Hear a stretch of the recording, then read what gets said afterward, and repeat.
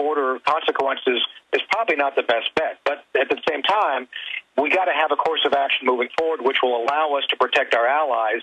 And the Israelis aren't feeling like they ain't feeling a lot of love from us when you have Secretary of Defense Panetta, demanding that they get back to the table. So I think a lot of the rhetoric is not well thought, and I think by allowing the rhetoric to be what everybody understands to be the case, we're not really doing a good job of defending our own interests by the fact that may have others act on our behalf and force us to do things we don't want to do. This is why it's very dangerous at the current point. How did China and Russia fit into this? I mean, clearly their posture has gotten the most aggressive it's been since the Cold War. There's a thawing there. I mean, is that one reason Panetta and people are telling Israel, hey, knock it off? Well, I think that both nations have their own interest, and this is one of those things I always tell people, always judge a nation by its own interest, not about what we think they're doing. All nations behave in their own best interest. The Chinese have a very strong relationship with the Iranians, with the Pakistanis, and plus, frankly, they're trying to develop their own influence over the region. So they're going to continue to do things which we don't like. That's the bottom line. The Russians are the same way. The Russians are trying to reinsinuate themselves as a superpower, and they're doing that by essentially what they did during the Cold War, proxy warfare. So we have to understand that these guys will be working with adversaries of ours at every level. So they're doing things behind the scenes, Alex, to do what they've always done, to try to gain advantage over us in such a way that their fingerprints aren't directly on it. The Russians and Chinese both have been helping the Iranians behind the scenes. Let's be brutally honest here. The Iranians would not be as far as they are with their nuclear program without direct support from both the Chinese and Russians. So we have to understand that, and I don't think our own nation, our own government, the White House has fully understood that even if they talk nice to these folks, they aren't going to listen, and they're going to continue to do things to prop their own interests behind the scenes. But, let's say there's a clock and midnight is a bombardment of Iran, and then all the other horrible things, different things that can come out of that, but all of them are not nice. Clearly, the hands are moving closer to midnight. Right. Well, I think we're at 11 o'clock. I think we're at a solid 11 o'clock, and this is what's going to happen. I believe very clearly. The thing that's going to prompt the Israelis to act is the moment in time when they believe, and this is going to be key, Alex. They believe, when the Israelis believe the Iranians can mount nuclear weapons onto a delivery system. This is the thing that I think we need to focus on, and this is what I've been talking to my friends about. The Israelis are concerned about the Iranians being able to launch weapons in their direction. The moment that the Israelis feel threatened, that is, say that they think the Iranians can actually put a nuclear weapon, a nuclear tip on a missile, that's when they're going to act. I think it's a foregone conclusion the Iranians are going to have nuclear weapons. I think there's little we can do at this point to prevent that. However, we can do other things to make sure that if they have nuclear weapons, they cannot be used. That's going to be the critical juncture. And I think that moment in time is still a few months off, maybe up to 6 to 8 months before they're going to be able to do that. Yeah, some of my military sources say Iran, that they've been given briefings that Iran does have primitive atomic weapons. But is that internal propaganda within the Army? No, I believe that to be true. I believe, based on everything I'm told, that there's at least 2 nuclear weapons. That is to say that there's sufficient fissile material that they can put together. But with that said, they are not. They can't be used. They can't deliver them. Therefore, that is the other thing. And simply having a nuclear weapon doesn't really give you much.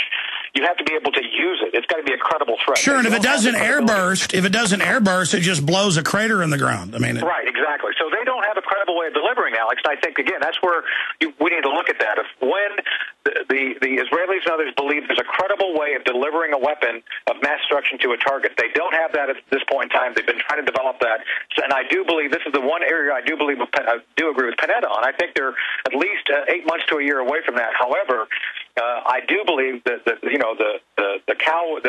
horses have left the barn regarding a weapon. I think they have a weapon maybe. Sure.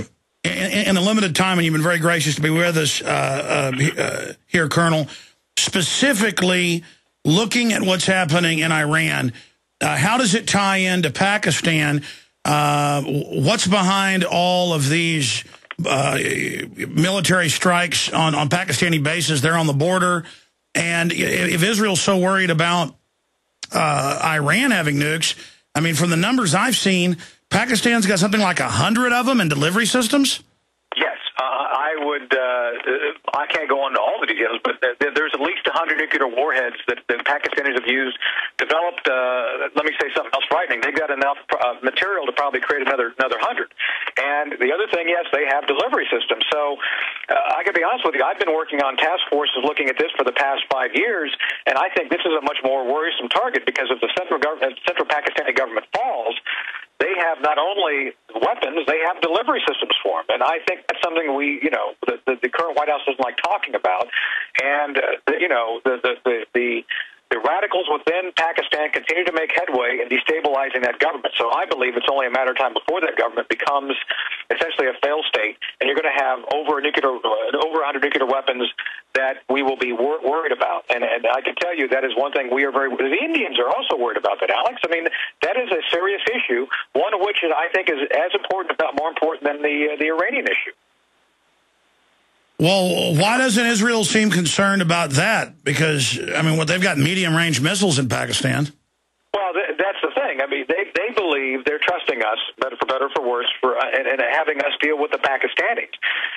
This is one of those things that I keep talking about regarding Afghanistan. The issue is not Afghanistan, Alex. It's Pakistan. Always has been. And this is something I think we continue to pretend otherwise. And this is why, there's been some folks doing a policy review of the region. There'll be some meetings on the Hill next week, which I think you'll probably see some results out of. But frankly, a lot of the folks I talk to understand clearly that the real issue needs to be Pakistan, not Afghanistan.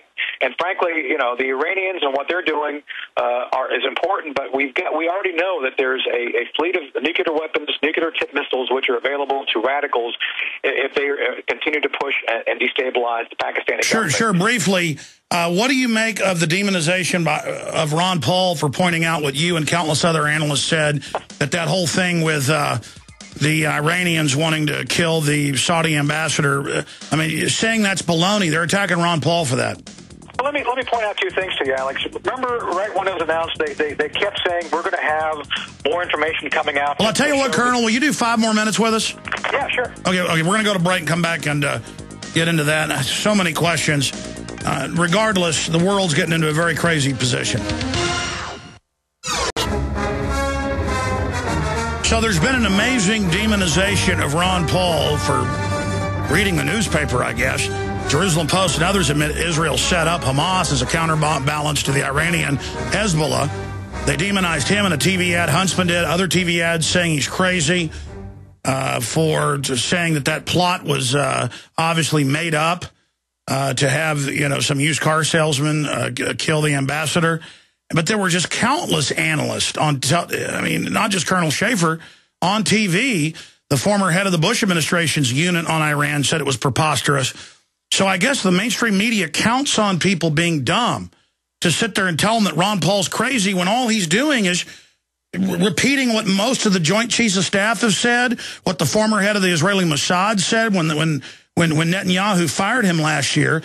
I mean, for me, knowing basic news, Ron Paul's just mainline common sense, Colonel Shaffer.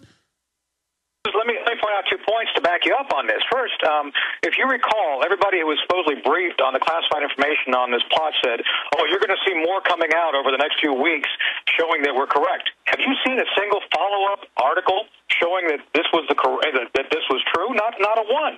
So that premise that it was, something more to it has been proven false by the administration's own failure to provide additional clarification and evidence. So there you go, first point. Second point is that, look, I've talked to Bruce Fein. I consider Bruce Fein a close friend. Bruce is one of Ron Paul's senior advisors.